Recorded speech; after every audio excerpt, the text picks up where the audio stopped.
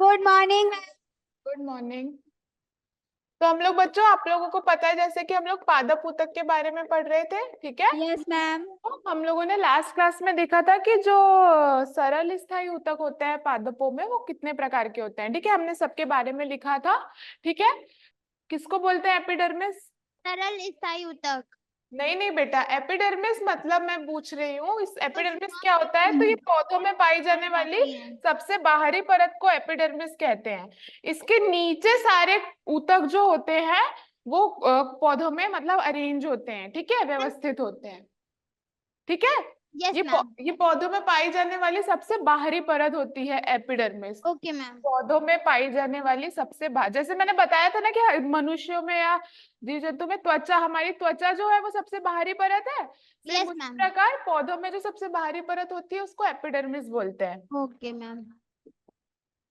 अच्छा, अब आपको एक और चीज बताना है मुझे स्टोमेटा के बारे में, ठीक है। Yes ma'am. स्टोमेटा जानते हो आप लोग क्या होता है? स्टोमेटा, इसको हिंदी में बोलते हैं रंध्र। जानते हो क्या होता है ये? नो सुना है मैम। किसी ने? चलो मैं इसकी फोटो दिखाने की कोशिश करती हूँ आप लोगों को। ये दिख रहा है आप लोगों को ये इमेज? Yes ma'am. ये और वाला, ये जो हिस्सा है ना, ये अगर आप किसी पत्ती मैम। को लोगे, पत्ती को लेकर के आप उसका छोटा सा पीस कट करके उसको माइक्रोस्कोप में रखोगे यानी सूक्ष्मदर्शी में रखोगे, तो आप देखोगे ये जो दिख रही है ये बड़ी बड़ी सी, ये क्या है बच्चों? कोशिकाएं यस हैं, मैम। पादप कोशिकाएं हैं, ठीक है। ये उनकी कोशिका भित्ति है और ये कोशिका है। बट इन कोशिकाओं के बीच में ये छोटे छोटे से ये दिख रहा है गोल गोल से, यस ये मैम। रंध्र, ये बेसिकली छोटे छोटे छिद्र होते हैं। क्या होते हैं? छिद्र। छोटे छिद्र, छोटे छिद्र। जिनको क्या बोला जाता है बच्चों? स्टोमेटा। क्या बोला टोमेटो। जाता है? Stomata. Stomata. Okay, tomato. Stomata बोला जाता है। तो ये जो स्टोमेटा होता है ना, ये वाला जो स्टोमेटा है ये अभी खुला हुआ है, ओपन है। और ये वाला देख रहे हो, ये बंद हो गया है, दिख रहा है? यस यस मैम दिख रहा मैम। है।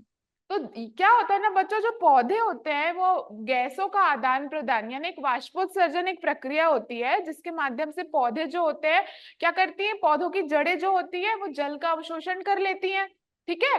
और वो जब जल उनके पास आता है तो वो प्रकाश संश्लेषण की प्रक्रिया से अपना भोजन बनाती है। परंतु आपको पता है ना, उससे ऑक्सीजन गैस भी बनती है जो पौधे वातावरण में छोड़ देते हैं। तो ये जो गैसों का आदान प्रदान है वातावरण के साथ में, गैसों को छोड़ने वाली प्रक्रिया, वो इन स्टोमेटा के द्वारा होती है। जल और गैसों का जो जल का जो भाप बन के निकलना पौधों से, वो भी ये इन स्टोमेटा के माध्यम से ही होता है। ये छोटे छोटे से छिद्र होते हैं। तो क्या होता है ना बच्चों, ये स्टोमेटा जनरली रात के समय में खुलते हैं, दिन के समय में बंद हो जाते हैं, ठीक है। दिन के समय मतलब अगर पौधा ज्यादा देर धूप में है ना तो उसके स्टोमेटा क्या हो जाएंगे बच्चों? बंद हो जाते हैं। बंद होता है। क्या है ना, क्योंकि अगर स्टोमेटा खुले रहेंगे तो क्या होगा, जितना भी पानी जड़ें अवशोषित कर रही है सारा भाप बन के इन स्टोमेटा से बाहर निकल जाएगा, ठीक है। और यस पौधे मैम। पौधे देखना मुरझाने लगेंगे, ठीक है। इस वजह से क्या होता है कि जो स्टोमेटा होते हैं वो कभी खुलते हैं कभी बंद, कभी दिन में भी खुलते हैं, ऐसा नहीं है। कुछ पौधों में वो रात को खुलते हैं दिन में बंद होते हैं, कुछ पौधों में दिन में बंद होते हैं रात को खुलते हैं। जनरली जो मरुस्थलीय पौधे होते हैं ना बच्चों, मरुस्थलीय पौधे यस मैम। समझते हो? यस मैम जो पौधे क्षेत्र में नागफनी पाए और जाते वो हैं। जो कांटे वाला कैक्टस जिसको हम यस मैम। बोलते हैं, कैक्टस। है ना, उसमें क्या होता है, वाष्पोत्सर्जन की प्रक्रिया को रोकने के लिए, वाष्पोत्सर्जन क्योंकि उनके पास ऑलरेडी वो मरुस्थल यानी रेगिस्तान में उगते हैं, ठीक है। Yes ma'am. तो क्या होता है ना, अगर रेगिस्तान में तो वैसे ही उनको पानी नहीं मिलता, अगर ये स्टोमेटा उनके धूप में दिन के समय में खुले रहेंगे तो क्या होगा, जितना पानी उन्होंने जड़ से मिला है वो भी सारा भाप बन के उड़ जाएगा, ठीक है। तो वो पौधे तो मर जाएंगे। तो उनके स्टोमेटा का उल्टा साइकिल होता है, वो दिन में बंद होते हैं रात को खुलते हैं, रात में ठीक है। खुलते हैं। पर जनरली बाकी पौधों में दिन के समय में खुलते हैं रात को बंद हो जाते हैं। समझ आई बात? तो ये स्टोमेटा का काम समझ में आ गया। Yes ma'am. तो ये होते हैं हमारे स्टोमेटा। अब इसको लिख लो, मैं इसकी परिभाषा लिखा देती हूँ क्योंकि पेपर में आ सकती है आप लोगों यस को। मैम। ऐसा लिखो, पौधों के एपिडर्मिस में छोटे छोटे छिद्र पाए जाते हैं जिन्हें स्टोमेटा कहते हैं। ये पौधों में गैसों का आदान प्रदान करते हैं। वाष्पोत्सर्जन की प्रक्रिया भी स्टोमेटा के द्वारा होती है। समझ आई बात? तो पौधों में जो वाष्पोत्सर्जन की प्रक्रिया है वो भी स्टोमेटा के द्वारा ही होती है। वाष्पोत्सर्जन मतलब जल का जो भाप बन के उड़ जाना, वो वाष्पोत्सर्जन कहलाता है, और ये प्रक्रिया पौधों में भी होती है। देखो, अब एक और चीज मैं आप लोगों को बता रही हूँ, ये भी आपके बहुविकल्पीय प्रश्नों में आ सकता है। इन जनरल ये इंपॉर्टेंट है। मरुस्थलीय पौधे सबने देखे, मतलब सुने तो होंगे, देखे नहीं भी है तो। इसमें एक स्पेशल नागफनी होता है, आप देखना वो उसमें सिर्फ कांटे होते हैं, पत्तियां नहीं होती है, ठीक है? अगर किसी ने देखा हो तो इस तरीके का होता है, ठीक है?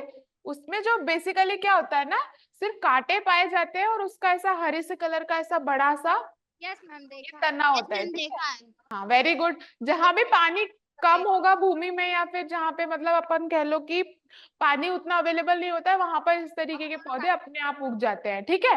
Yes ma'am. है यस ना, मैम। ये जो पौधा होता है ना अपनी ये रेगिस्तान में तो बहुत ज्यादा पाया जाता है। रेगिस्तान में क्योंकि पानी बिल्कुल नहीं होता है, बहुत कम होता है, ठीक है? तो Yes, उस जगह पे सिर्फ ये पौधा ही जिंदा रह सकता है, बाकी हमारे जो दूसरे पेड़ पौधे हैं वो वहां पे नहीं जिंदा रह पाएंगे, क्योंकि उनको तो पानी चाहिए।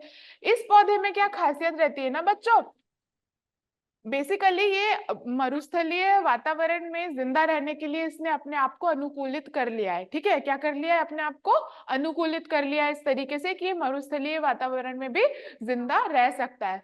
तो इस पौधे में क्या होता है ना बच्चों, इस पौधे की जो सतह है यानी एपिडर्मिस, ये भी पौधा ही है, इसकी भी सबसे बाहरी सतह क्या कहलाएगी? एपिडर्मिस कहलाएगी। कहलाएगी कि नहीं? क्यों? एपिडर्मिस ही ma'am. बोलेंगे ना इसकी सबसे बाहरी सतह को। तो इस Yes, पौधे ma'am. में एक विशेष चीज पाई जाती है कि इसकी जो एपिडर्मिस है, यानी मरुस्थलीय पौधों की जो एपिडर्मिस है, उस पे एक रासायनिक पदार्थ का लेप पाया जाता है, जिसको Yes, हम ma'am. बोलते Yes, हैं ma'am. निकलता क्यूटिन। हाँ, वेरी गुड। उसको बोला जाता है बच्चों क्यूटिन। क्या बोलते हैं? क्यूटिन। ये जो रासायनिक पदार्थ का लेप पाया जाता है इन पूरे इसकी एपिडर्मिस में, जो कि क्या होता है ना बच्चों, एक जल अवरोधक रासायनिक पदार्थ है। क्या है? जल अवरोधक रासायनिक पदार्थ। ये क्या करता है ना बच्चों, क्यों होता होगा ये सोचो जरा। जल अवरोधक रासायनिक पदार्थ का लेप क्यों पाया जाता है इन पौधों में? मैम पता नहीं। हाँ, सोचो भी तो थोड़ा सा। जल अवरोधक पदार्थ का लेप इसलिए पाया जाता है, जिसको हम क्यूटिन बोलते हैं, ठीक है? ये इसलिए पाया जाता है ताकि वाष्पोत्सर्जन की प्रक्रिया के द्वारा जल की हानि ना हो। ये पौधा किसी भी कीमत में जल को पौधे से भाप बन के उड़ने नहीं देता है, वाष्पोत्सर्जन नहीं होने देता है, क्योंकि ऑलरेडी मैंने बताया था जैसे अभी कि इन पौधों के पास वैसे ही पानी बहुत कम होता है, पानी की अवेलेबिलिटी कम होती है, और अगर सारा पानी जितना लिया है वाष्पोत्सर्जन की मदद से उड़ जाएगा तो प्रॉब्लम हो जाएगी। इसलिए इन पौधों की सतह पर इस क्यूटिन का लेप पाया जाता है, जो कि एक जल अवरोधक रासायनिक पदार्थ है, ठीक है? ये वाष्पोत्सर्जन की प्रक्रिया को रोकता है मरुस्थलीय पौधों में, ठीक है? Yes ma'am. चलो लिखो, मैं इसके बारे में थोड़ा सा लिखवा रही हूँ। मरुस्थलीय पौधों के बाहरी सतह पर क्यूटिन का लेप होता है, जो कि एक जल अवरोधक रासायनिक पदार्थ है। यह मरुस्थलीय पौधों में वाष्पोत्सर्जन के द्वारा होने वाली जल हानि को रोकता है। अब बच्चों इसके बाद हम लोग पढ़ने वाले हैं जटिल स्थायी ऊतक। पौधों में हम क्या पढ़ेंगे? जटिल। अभी तक हमने पढ़ा क्या? सरल स्थायी ऊतकों के बारे में। अब हम लोग पढ़ने वाले हैं जटिल स्थायी ऊतक के बारे में। तो आज मैं उसका थोड़ा सा इंट्रोडक्शन आपको बता देती हूँ कि वो होते क्या है, ठीक है? Yes yes ma'am. मैम। जो बेसिकली पौधों में जो जटिल स्थायी ऊतक होते हैं बच्चों, वो दो होते हैं, जाइलम और फ्लोएम। मतलब संवहनी ऊतक और भी होते हैं, जाइलम फ्लोएम सबसे मेन जटिल स्थायी ऊतक है पौधों में जो पाए जाते हैं। किसी ने सुना है इनका नाम पहले, जाइलम और फ्लोएम का? Yes ma'am. कहाँ सुना है? सर ने बताया था। मैम बुक में। ठीक है। तो होता क्या है, जाइलम और फ्लोएम जो होते हैं पौधों में पाए जाने वाले जटिल स्थायी ऊतक है, जिनका काम होता है बच्चों जल और भोजन का संवहन करना। संवहन मतलब ट्रांसपोर्टेशन, ठीक है? Yes. भंडारण नहीं करते हैं, वो ट्रांसपोर्टेशन करते हैं। पैरेनकाइमा क्या करता था? भोजन का भंडारण करता था, है ना, जो हमने सरल स्थायु Yes, तक पढ़ा ma'am. था। पैरेनकाइमा, उसका कार्य होता है भोजन का भंडारण भंडारण करना। करना। परंतु जाइलम और फ्लोएम का काम होता है पेड़ पौधों में भोजन और जल का संवहन करना। क्योंकि आप लोग समझते हो जल का अवशोषण कहाँ पर होता है? जड़ों में होता है। जो में होता है। जड़ी लेती है ना यस पानी, मैम। जड़ में ही डालते हैं ना, पत्तियों को तो पानी नहीं देते। नहीं, No, ma'am. पौधे को हमेशा जड़ों में पानी दिया जाता है, क्योंकि वो जड़ें ही क्या करती है, उसमें पाई जाने वाली जो कोशिकाएं हैं वो जल का अवशोषण करती हैं और फिर उसको तने के माध्यम से पूरी पत्ती, और प्रकाश संश्लेषण की प्रक्रिया कहाँ होती है? पत्तियों में। क्योंकि पत्तियों में। जो भी क्लोरोफिल होता है या हरित लवक होता है वो पौधे की पत्ती में पाया जाता है, ठीक है। तो वो पत्तियों में ही प्रकाश संश्लेषण की प्रक्रिया होती है। तो क्या करती है, जो ये पूरा एक हमारा पेड़ होता है, ये एक पूरी फैक्ट्री की तरह काम करता है, ठीक है। ये इसका तना हो गया, ये इसकी शाखाएं हो गई, ठीक है, यहाँ पे इसकी पत्तियां हैं, ठीक है। Yes, ma'am. ये पूरा एक फैक्ट्री की तरह कार्य करता है। नीचे यहाँ पे भूमि के नीचे यहाँ पे जड़ है। तो क्या हुआ, पानी दिया आपने यहाँ पर, ठीक है। तो ये पानी जड़ें क्या करेंगी? अवशोषित करेंगी और इसको सबसे पहले पत्तियों को पहुंचाया जाता है, ठीक है। किसको Yes, पहुंचाया ma'am. जाता है? पत्तियों को, ताकि पत्तियां प्रकाश संश्लेषण की प्रक्रिया कर सके। अब पत्तियों ने क्या किया बच्चों? प्रकाश संश्लेषण की प्रक्रिया करी और क्या बनाया? भोजन बनाया, ठीक है। Yes, पत्तियों ma'am. ने अब भोजन को भी तो जड़ तक पहुंचाना पड़ेगा, नहीं तो पत्तियों ने भोजन बनाया, तो अब पत्तियां क्या करेंगी? उस भोजन को पूरे पौधे में पहुंचाएंगी, जड़ों में, ठीक है। तो अब Yes, क्या होगा, ma'am. यहाँ पे जो भी भोजन बना उसको पूरे तने के माध्यम से जड़ों तक पहुंचाया जाएगा, पूरे पेड़ पौधे में फैला दिया जाएगा। तो अब ये भोजन को लाने ले जाने का कार्य क्या करते हैं?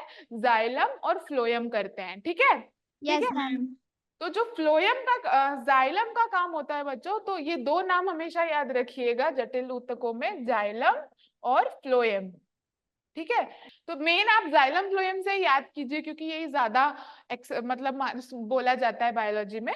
तो जाइलम का काम बच्चों होता है जल को जड़ों से पत्तियों तक पहुंचाना, ठीक है। Ma'am. जाइलम, इसको ऐसे याद रखना, जाइलम का ज से जल, ठीक है। और मैं ऐसे याद रखती थी अपने टाइम पे, जब मैं पढ़ाई करती थी तो मैंने ऐसे, क्योंकि कंफ्यूजन होता है ना कि कौन सा पानी ला रहा है कौन सा खाना ला रहा है, तो ऐसे याद रखना, जाइलम का ज से जल, मतलब जाइलम क्या करता है? जल को जड़ों से पत्तियों तक पत्तियों तक पहुंचाने का पहुंचाता है। कार्य करता है, ठीक है। और मैंने यस ऐसे मैम। याद रखा था, फ से फूड, फूड यानी खाना। खाना। तो भोजन। फ्लोएम क्या करता है? फूड को यानी खाने को पत्तियों से पूरे पौधे में या जड़ों तक पहुंचाने का कार्य करता है। समझ में आ गया? ओके, तो ये दो तरीके की होता है, तो इससे आपको समझ में आ रहा है दोनों का जो कार्य करने की दिशा होती है एकदम अलग होती है। जो जाइलम होता है वो नीचे से, जो जाइलम होता है ना बच्चों, वो नीचे से ऊपर की ओर जाता है, यानी जड़ों से पत्तियों पे। परंतु जो फ्लोएम होता है वो ऊपर से नीचे की ओर गति नीचे करता तक है, आता है. ठीक Yes. है। दोनों का कार्य जस्ट उल्टा है। ये हमारा जाइलम हो गया और ये हमारा फ्लोएम हो गया, फ्लोएम। ठीक है। Yes ma'am. चलो, वेरी गुड। तो इसके बारे में मैं आप लोगों को कल डिटेल में पढ़ाऊंगी। Yes ma'am. Bye, ma'am.